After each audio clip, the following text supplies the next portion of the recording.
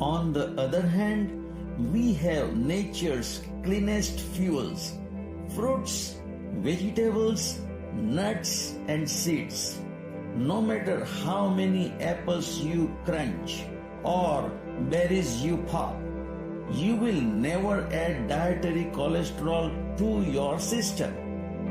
Plants do not produce cholesterol.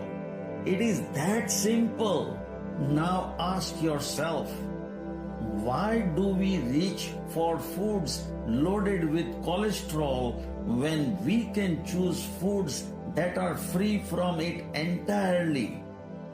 Is it a habit, convenience, or maybe we have been kept in the dark too long about where cholesterol truly comes from?